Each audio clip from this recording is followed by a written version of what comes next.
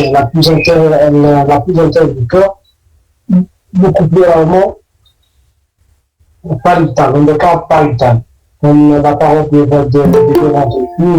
la parole des arrières. Ici, l'hypothèse intracardiaque d'un micro-organisme, le plus souvent bactérien, peut-être viral, peut-être un champignon, etc. Donc, vous voyez sur ces images la présence de végétation au niveau de la petite valve vitrale. Sur l'image de droite, une grosse végétation au niveau du corps de la grande valve vitrale. Vous avez des questions?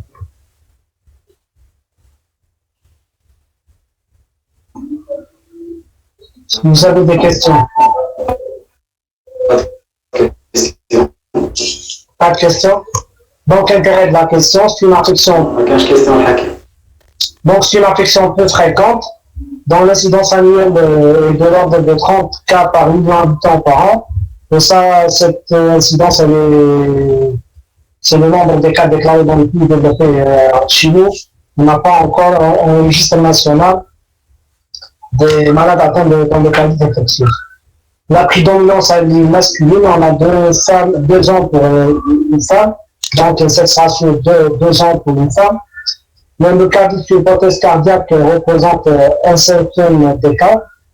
Le diagnostic qui est difficile repose sur un faisceau d'arguments cliniques, bactériologiques et échocardiographiques. L'endocardite infectieuse d'une infection grave, dont le taux de mortalité varie entre 15 et 20%.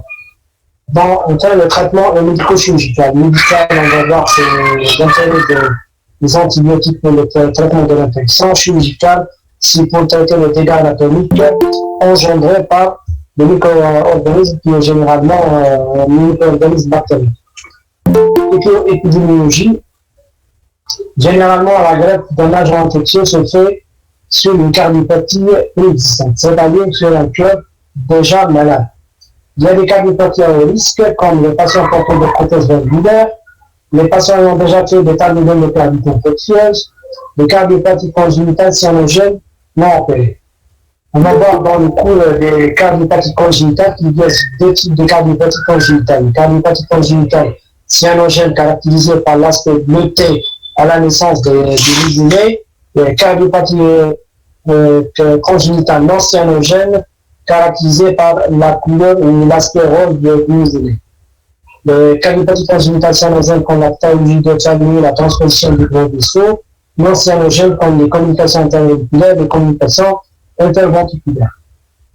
Il y a des cardiopathies à risque moins élevé, comme les patients porteurs de valvulopathie, comme l'incidence aortique, l'incidence vitrale et l'emphysème aortique, que ce soit modéré, minime ou sévère. Les patients ayant un prolapsus de la valve vitrale avec une incidence vitrale, ou les patients ayant un épaississement de la valve vitrale. Les patients ayant une suspicion aortique, on a déjà parlé de cette cardiopathie congénitale caractérisée par la présence de 2 pics au niveau de l'orifice aortique au lieu de 3. Donc, les cardiopathies non cyanogènes sortent des communications interauriculaires, c'est-à-dire comme les ciliales, persistante du canal artériel, etc. Et enfin, les cardiomyopathies hypertrophiques obstructives avec l'auscultation.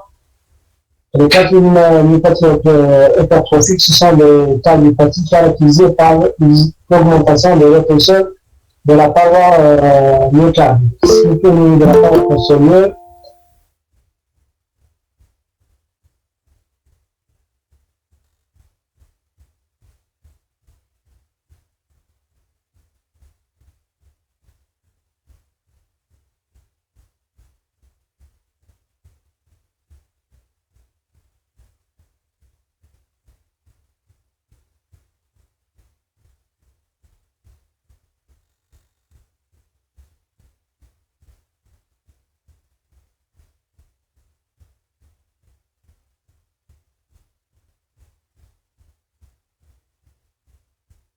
dans les endopathies infectieuses nosocomiales, c'est-à-dire qui se blâment dans les milieux hospitaliers, la peur dentaire est plus souvent cardiovasculaire.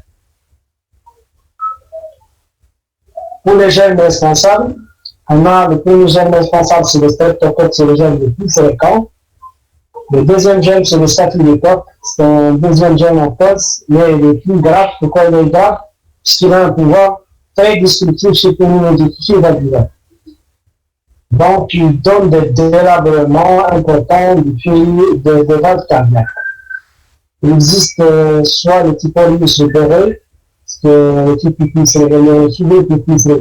plus fréquent, un combinaison négatif et plus qui survient généralement chez les patients porteurs de prothèses cardiaques.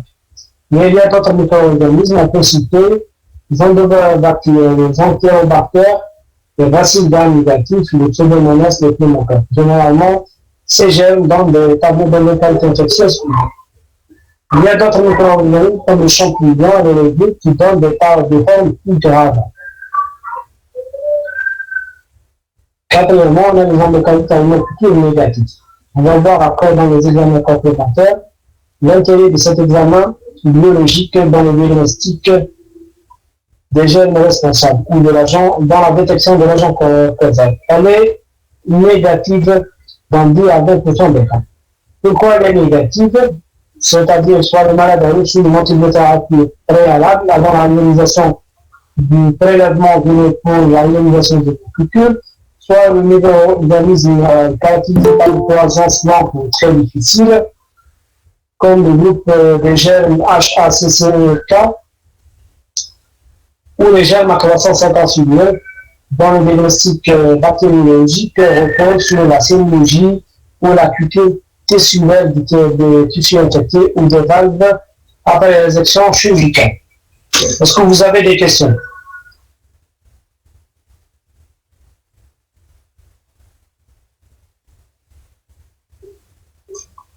Est-ce que vous avez des questions? Non, pas de questions. Donc, on va entamer le chapitre les lésions anatomopathologiques observées lors d'une localité infectieuse. Dans les localités infectieuses sur valve native, on a deux processus, soit un processus destructif caractérisé par des utilisations au cœur de substances, et le deuxième, c'est un processus constructif, c'est la formation de végétation. Les lésions observées dans le premier processus sont simple échantillons de bords libres de la valve. Le bord libre, c'est c'est la zone de coaptation entre les deux fils valvulaires au niveau de la valve centrale et au niveau de la zone de coaptation au niveau des trois fils valvulaires actifs. Perforation valvulaire, je vais vous montrer dans les diapositives suivantes, perforation valvulaire ou une manipulation plus ou moins complète de l'étope valvulaire. À l'étude de cordage tendineux dans les localisations neutrales, on atteint la présence des anévrismes infectieux en droit de banc. Vous voyez ici, c'est un malade, c'est une image post-mortem d'un patient qui a une mucoscopie aortique. Vous voyez les deux valves au niveau de la valve aortique et vous voyez la perforation au niveau d'une des deux couches aortiques.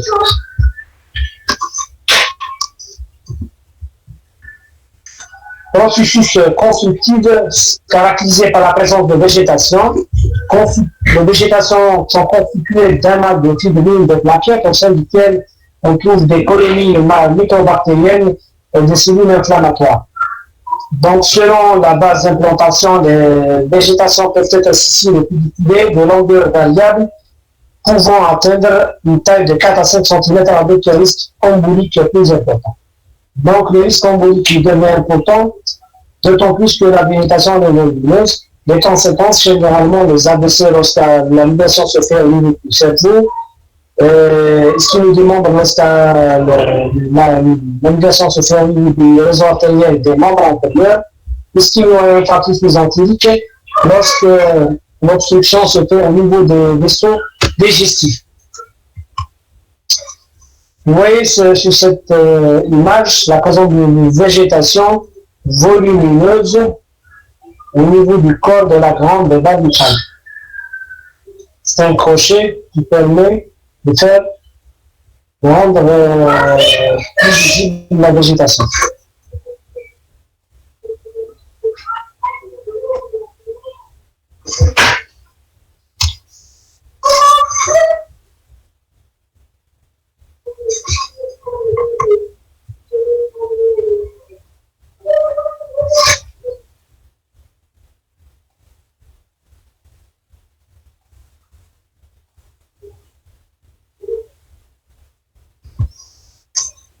Donc, l'endocardite infectieuse, sur une prothèse valvulaire, la prothèse peut être soit biologique, soit mécanique, soit un matériel de stimulation extra-cardiaque. La prothèse biologique peut entraîner des perforations valvulaires. Je vais vous montrer dans le cours de lotissement mitral et le lotissement aortique, j'ai montré les bioprothèses. Donc, elles peuvent entraîner, sont de nature biologique, donc l'infection peut provoquer la perforation d'une des kystes de bioprothèses. L'infection reste le plus souvent limitée au niveau des kystes valvulaires. Prothèse mécanique, l'infection ne touche pas les éléments mobiles de la prothèse, mais la correcte d'implantation, s'étend souvent à l'anévron et au tissu adjacent. Donc, il y a la migration de l'infection vers l'anneau. L'anneau, c'est la zone où le chirurgien implante la prothèse mécanique. Les structures adjacentes, c'est l'anneau native, c'est comme on dit la valve mitral, on a la valve aortique, comme on dit la valve aortique, on a la valve mitral à côté, etc. Entraînant des abcès annulaires qui sont responsables de désinsertion des prothèses. La désinsertion entraîne la présence de fuites paraprothétiques qui peuvent donner des tableaux de décompensation cardiaque. L'endocardite infectieuse pariétale a été se localiser au bien inclus dans le déficitaire congénital, c'est-à-dire le concours d'une communication interventriculaire, sinon elle est rarement primitive. On observe surtout dans le septicopneumonie conjugale. Les immunodéprimés, notamment après transplantation cardiaque. Pourquoi les immunodéprimés? Puisque les malades paramyliques cellulaires cardiaques sont tout le temps mis sous traitement immunosuppresseur. Donc, c'est un patient qui a été opéré au niveau de notre établissement, au niveau de cardite typispide, avec de multiples végétations sur le centre de stimulation. C'est un malade qui a eu dans les antécédents un bloc ventriculo-ventriculaire qui a nécessité l'implantation d'un PSVT. Mais vu qu'il a de mauvaises hygiènes dentaires, il a développé l'endocardite sur son utilisation. Deuxième sensation jeune qui a été opérée en urgence pour une désinsertion presque totale de la prothèse mitrale. Ça, c'est les éléments mobiles de la prothèse aortique. Ça, c'est les éléments mobiles de la prothèse aortique. Ça, c'est la correcte. C'est la zone où le chirurgien met le fil pour implanter la prothèse au niveau de la valve, au niveau de l'anneau. Ça, c'est les végétations au niveau de la correcte.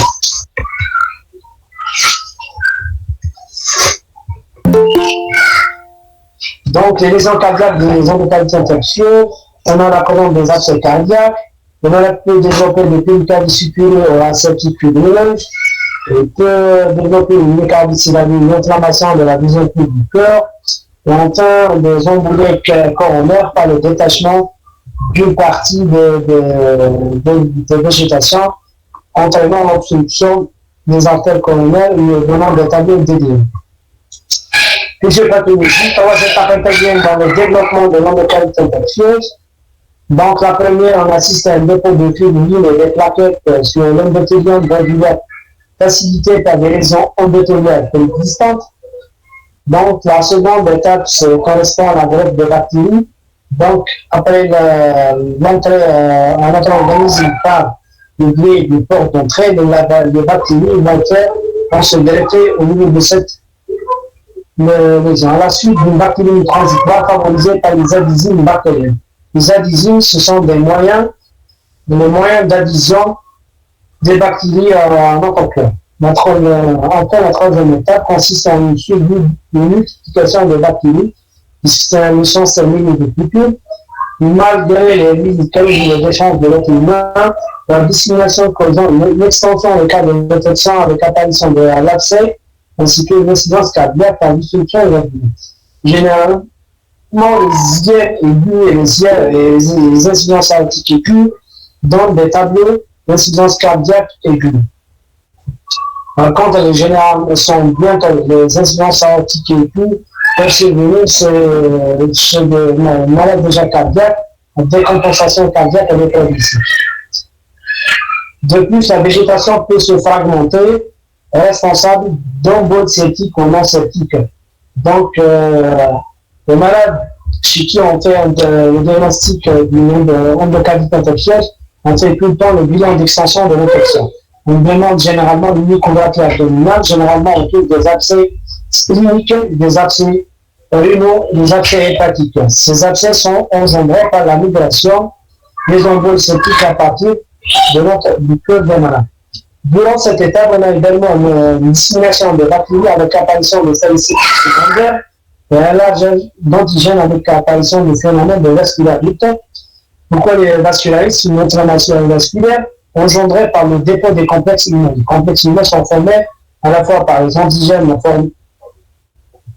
constitués après la pénétration, l'envahissement de l'organisme par la bactérie et l'antigène. À la suite de la formation des complexes immuns circulants, les complexes immuns circulants, le dépôt au niveau des articulations peuvent donner des tableaux d'arthrite septique, c'est-à-dire pas de gel, une inflammation articulaire liée au dépôt des complexes immuns, et donc généralement des atteintes rénales qui se manifestent par l'élimination urinaire des protéines et des globules rouges. Donc, les interactions endothéliales, c'est les microarticulations avec la formation de microchondries peuvent résulter des lésions mécaniques provoquées par l'infusion d'un pigment, des électrodes, des cathéters.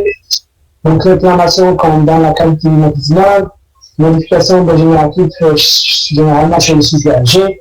Ces interactions provoquent une endocardite thrombotique non bactérienne, c'est-à-dire une inflammation au niveau de l'endocarde avec formation d'un thrombus, mais ce dernier ne trouve pas de bactéries, qui facilite l'adhérence bactérienne. Deuxième étape, c'est la bactérie transitoire, spontanée lors d'un geste basique, transforme ce caillot en thrombus local septique puisqu'il contient des bactéries, ils donnent lieu à un processus local, c'est des lésions végétantes, des ulcérations comme des perforations, des pertes de substance, de végétation, c'est la formation de végètes. Avec mutilation valvulaire, un processus embolique lié à la mutation des végétations, et enfin un processus immunologique lié à la formation des complexes humains suppliants. Que vous avez des questions?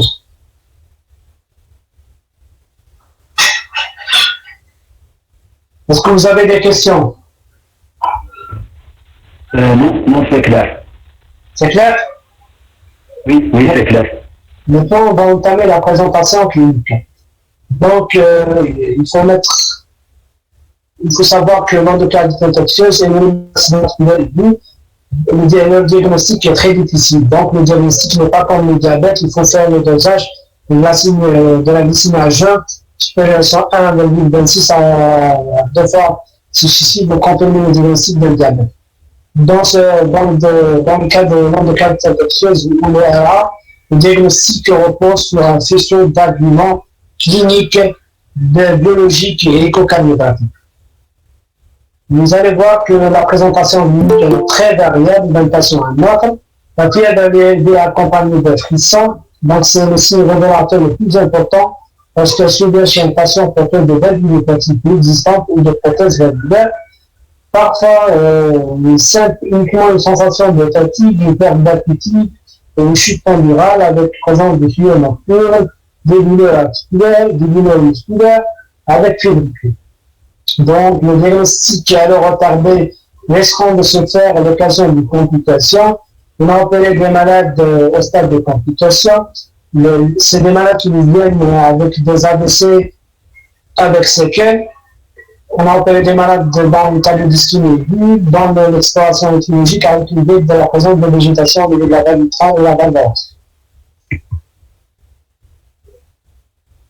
Pour l'examen physique, on repose sur l'auscultation cardiaque. Donc, le clinicien va constater l'apparition d'un souffle, généralement de régurgitation. Donc, la valve devient non continente, que ce soit la valve vitrale, la valve typique de la valve aortique, soit modification caractéristique d'un souffle existant, si le médecin ou le médecin traitant connaît déjà les caractéristiques sonores ou auscultatoires du souffle de son malade.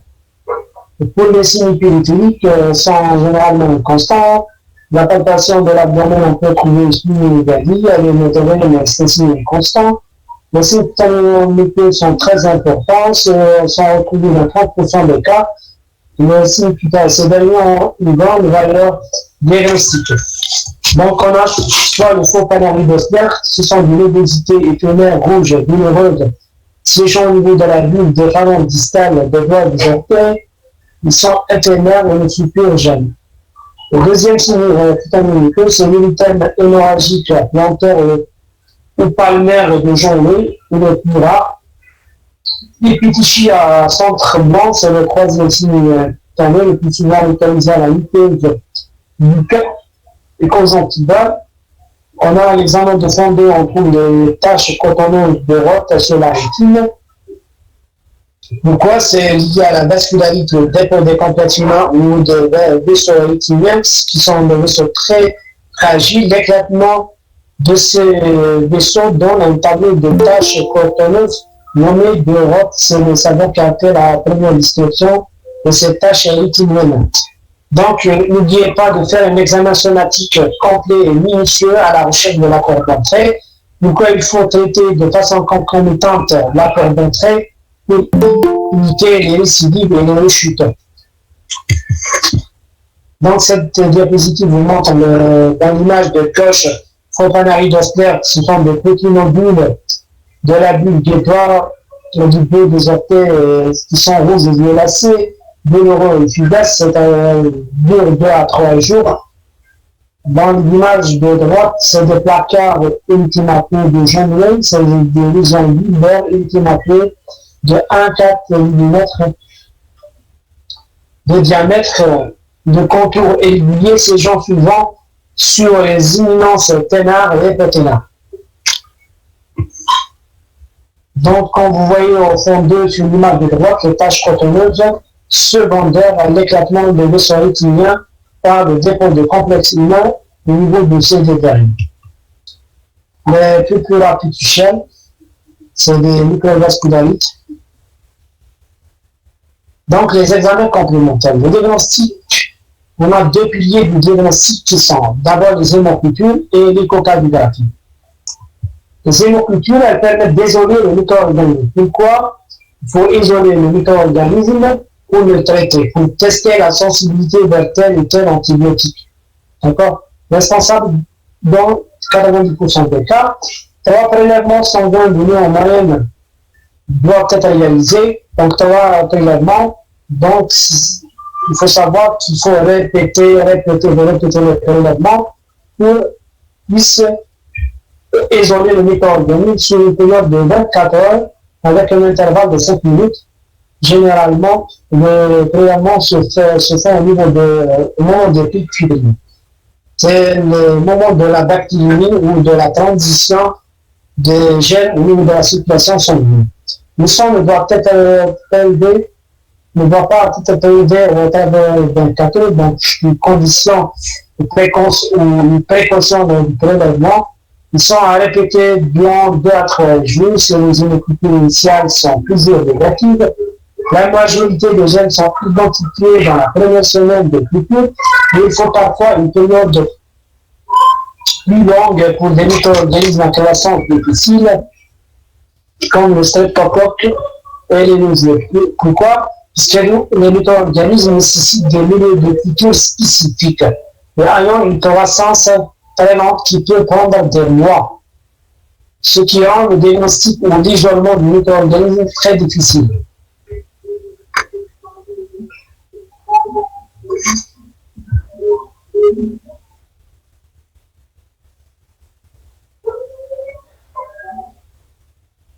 Du non-localité infectieuse, l'écho permet d'affiner le diagnostic devant des raisons caractéristiques.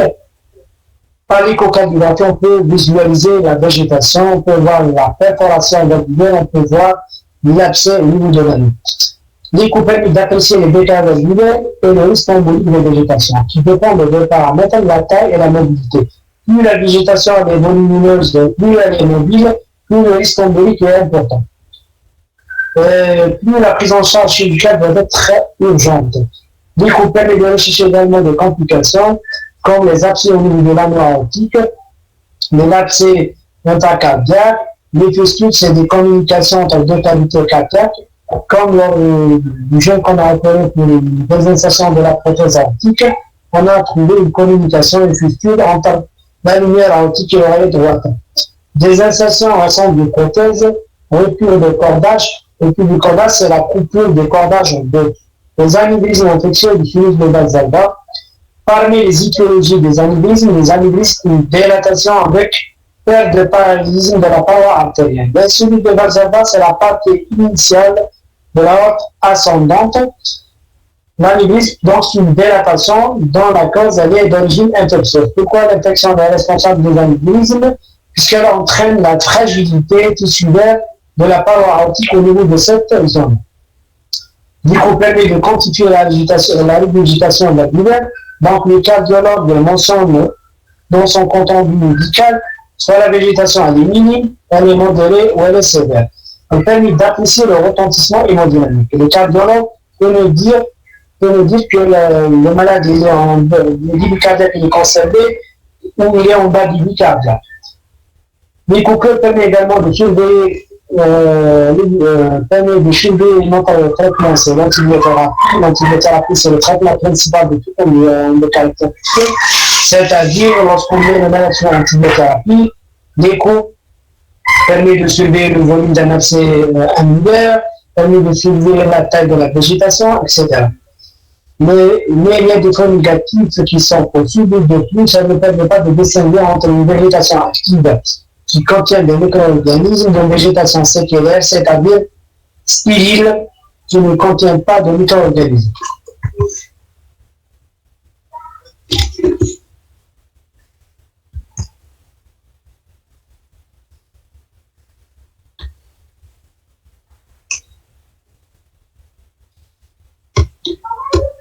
Dans certains cas, par l'écho-trompe thoracique, le diagnostic n'est pas évident. Il faut demander l'écho-trompe œsophagène, c'est-à-dire le cardiologue va introduire une sonde d'écho par voie œsophagienne afin d'explorer les différentes cavités cardiaques.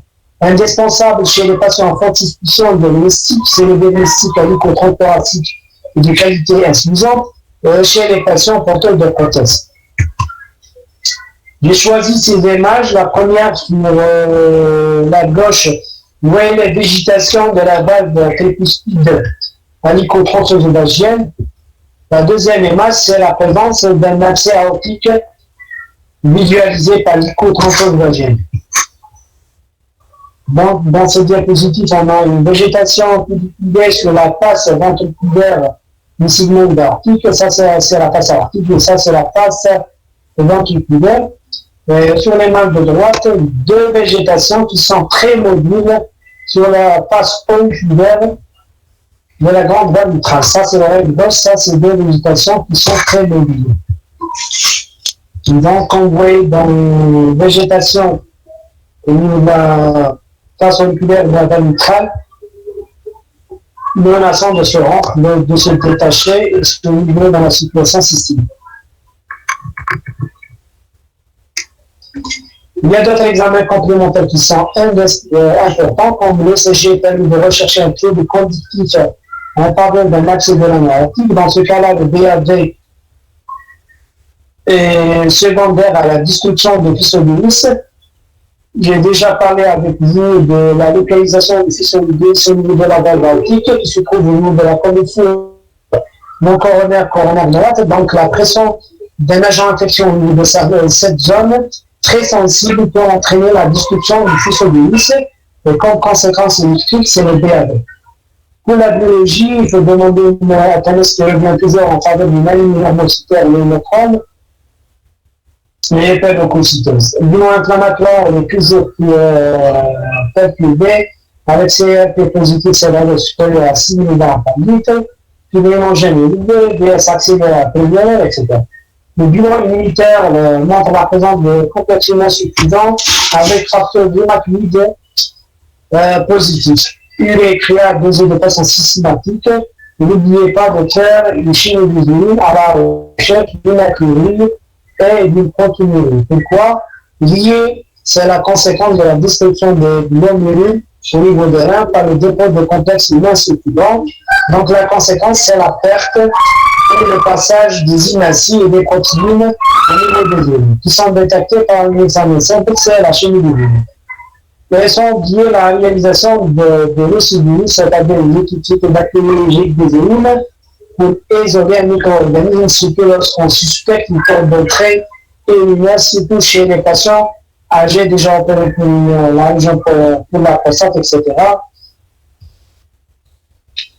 Panoramique dentaire et la histopathologique, fibroscopie gastrique ou colonoscopie au cas de gènes d'origine digestique, scanner abdominopelvien au cas de gènes d'origine urinaire, et sont liés à la scintigraphie rachidienne ou MLM au cas de suspicion du spondylolistique. Donc, le diagnostic du nom de cavité infectieuse repose sur un fichier d'argument clinique et paraclinique. On a des critères majeurs et des critères mineurs. Les critères majeurs, on a deux critères majeurs. Les hémocultures positives. Le premier critère majeur, c'est les deux hémocultures positives. Deuxième critère majeur, c'est la découverte à l'hypocardiographie des signes de cavité infectieuse comme une végétation, un abcès ou une nouvelle fuite péricortique. Dans ce cas-là, on a deux critères majeurs. Les critères mineurs sont plusieurs.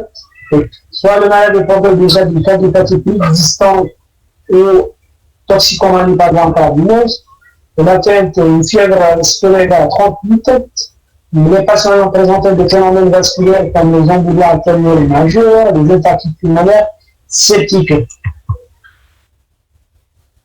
Les infarctus pulmonaires septiques sont observés généralement chez les malades ayant fait une endocardite tricuspidienne. Donc l'obstruction de l'artère pulmonaire va donner, une de ces branches va donner un infarctus pulmonaire, pourquoi septique secondaire de la colonisation des gènes. Hémorragie intracrânienne, hémorragie conjonctivale, hémorragie intracrânienne liée à l'éclatement de l'échange intracrânien secondaire à la fragilité artérielle, liée à l'infection. Hémorragie conjonctivale, c'est un examen de conjonctive. Les lésions cutanées type de lésions lésionnées, les phénomènes immunologiques comme le GNA, l'obésité Wessler, le taille de Roth, un paquet de maclules positifs. Enfin, une seule hémoculture positive constitue un critère mineur. Donc, le diagnostic du nombre de cavité infectieuse, c'est certain devant deux critères majeurs, un critère majeur et trois critères mineurs, ou l'association de cinq critères mineurs suscités. Je répète, l'endocardite devient certain devant deux critères majeurs, c'est-à-dire soit deux hémocultures positives avec par exemple une image échocardiographie comme végétation, recul de pontage, perforation, accès à l'index.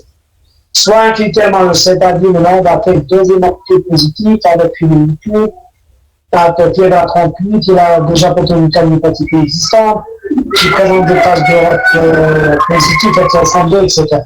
Soit c'est un critère mineur.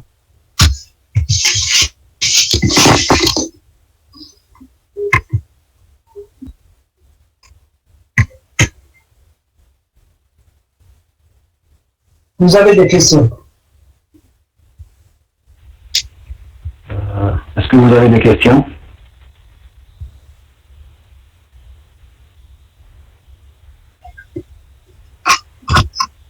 Non, pas de questions.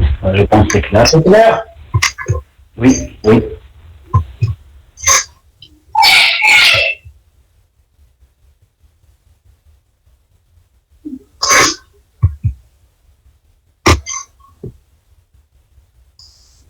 Pour le diagnostic différentiel, il faut éliminer certaines pathologies comme le recul de cordage de la pariétale observé dans la maladie de Barreau.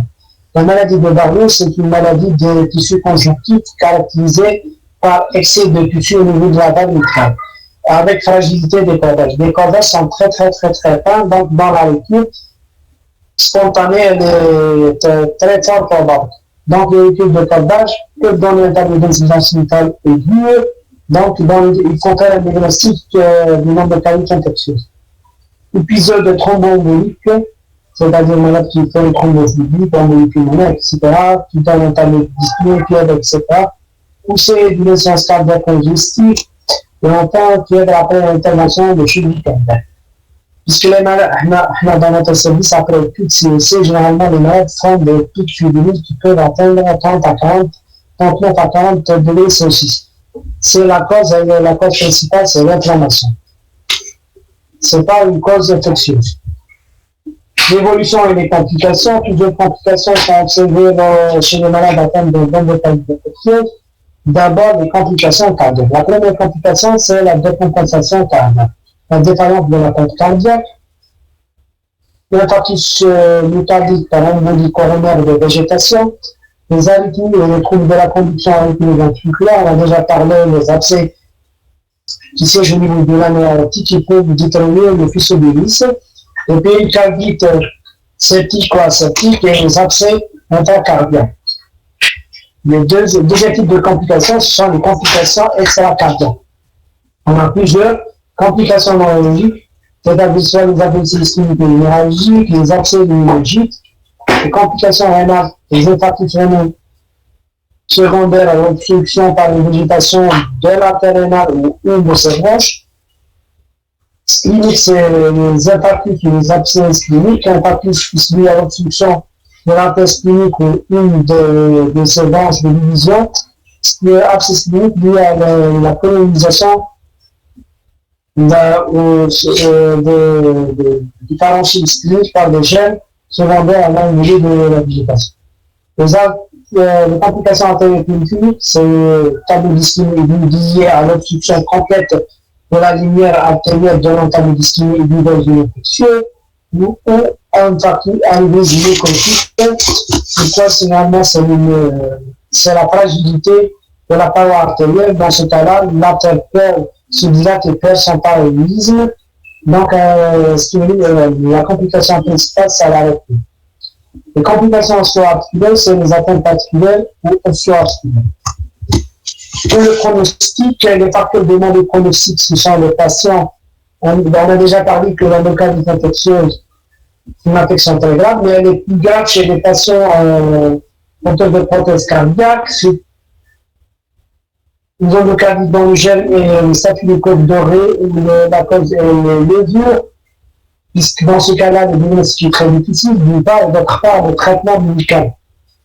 La taille des végétations, plus la végétation est mobile, plus elle est volumineuse, plus le risque embolique est important. L'incision malade opérée dans le cas de naissance cardiaque, et la chute du cardiaque en urgence. C'est quoi la chute du cardiaque en urgence? C'est un élément de mal.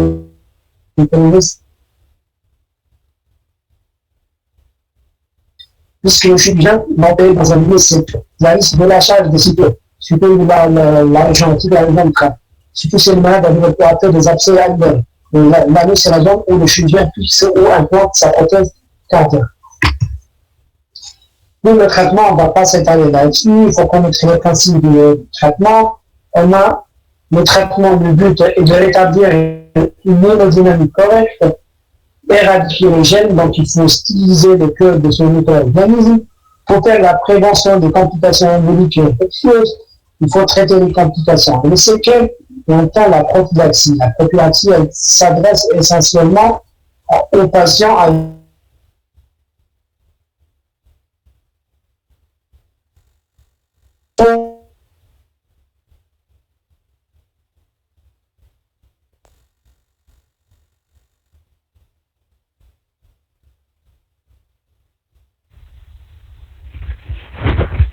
Hakim, on ne vous entend pas. Votre coupage de son texte. infectieuse. Est-ce que vous m'entendez maintenant? Est-ce que vous m'entendez? Oui, maintenant on vous entend. Pour les moyens, le traitement, on a le traitement repose sur un traitement médico-chirurgical. Le traitement de cette infection est médico-chirurgical. Médical repose sur l'antibiothérapie. Pourquoi l'antibiothérapie? C'est pour tuer l'agent causal. Donc, basé sur l'antibiothérapie, qui doit être précoce. Donc, précoce pourquoi? Après la réalisation des hémocultures, il faut faire l'administration rapidement. pour éviter l'extension de l'infection, c'est-à-dire pour contrôler l'infection au niveau local, avant la migration et l'extension locale ou générale de cette infection. Bactéricide, il y a des germes bactéricides qui ont un pouvoir destructeur aux germes parentérale, c'est-à-dire par voie intraveineuse, à des doses importantes. On peut atteindre jusqu'à 12 grammes par jour d'amoxicilline. De longue durée, généralement, le traitement du non-cavité infectieuse est de 6 semaines. Le traitement doit consister en une double antibiothérapie synergique débutée après la réalisation d'hémoclutures. Pourquoi après la réalisation d'hémoclutures? Pour éviter d'avoir des hémoclutures négatives, puisque le médecin traitant a besoin d'hémoclutures positives pour connaître les gènes d'une part, et d'autre part pour tester sa sensibilité vers tel ou tel antibiotique. Donc, le traitement chirurgical, c'est de réparer les dégâts. Soit on fait une réparation valvulaire, soit on fait carrément des remplacements valvulaires. C'est important. Pour la surveillance, elle reprend après le traitement du malade. Il faut suivre le malade sur le plan clinique, c'est-à-dire la fièvre, le poids, le pouls, etc. L'auscultation cardiaque surtout. Les hémoclutures jusqu'à la négativation, c'est-à-dire la disparition des micro-organismes responsables au niveau du prélèvement de sanguin. La biologie, il faut avoir un bilan inflammatoire calme. On peut même faire le dosage des antibiotiques au niveau du sang. Morphologique, c'est l'écho-cœur répété en fonction de l'évolution. Donc, l'évolution dépend de plusieurs facteurs. Le terrain, généralement, les sujets âgés sont des victimes ayant toujours un taux de mortalité plus élevé, l'état clinique, le gène responsable et les difficultés opératoires. Les malades dont l'agent causal est élevé, généralement, décèdent par défaut de traitement médical. La mortalité, elle est de l'ordre de 15 à 20% dans les ondes caduques sur valve native. Sur valve native, c'est-à-dire sur une valve cardiaque normale. De l'ordre de 20 à 30% chez les malades ayant développé une onde caduque sur prothèse. Il y a toujours un risque de récidive si on ne traite pas la porte d'entrée. En tous les cas, il faut faire un traitement concomitant. Et dans ce cas-là, je vous transmettrai un message. Si quelqu'un parmi nous a des cas éventuels, il faut qu'il soit fait ses soins dentaires pour éviter les ondes de qualité infectieuse. La survie globale, elle est de l'ordre de 75% à 6 mois. Le traitement préventif, donc j'insiste là-dessus, il faut avoir une bonne hygiène du code dentaire, faire la prophylaxie antibiotique chez tout patient à risque, le geste à risque. Si vous avez une mort de soins dentaires, il faut que le malade reçoive généralement une donne 3 grammes d'amoxicilline 2 heures avant la réalisation des soins dentaires, surtout chez les malades à risque moyen ou élevé de développer une endocardite infectieuse. Il faut tout le temps porter une carte de prévention et d'éducation. Donc, le dernier message à vous transmettre, c'est devant toute fièvre prolongée et expliquer chez un patient à risque, il s'agit d'une endocardite jusqu'à preuve du contraire. Et comme conclusion, donc l'endocardite infectieuse, c'est une maladie grave, avec une lourde mortalité. Son diagnostic n'est pas toujours évident, il repose sur la clinique, la bactériologie et l'échocardiographie. Les résultats sont améliorés par un diagnostic précoce, un traitement médical en urgence et une chirurgie à temps. Néanmoins, la prévention reste le meilleur traitement de cette infection grave. Je vous remercie pour votre attention et j'espère que le cours était clair. Si vous avez des questions, n'hésitez pas à les poser. Merci beaucoup, Hakim. C'était bien clair. Les participants, si vous avez des questions.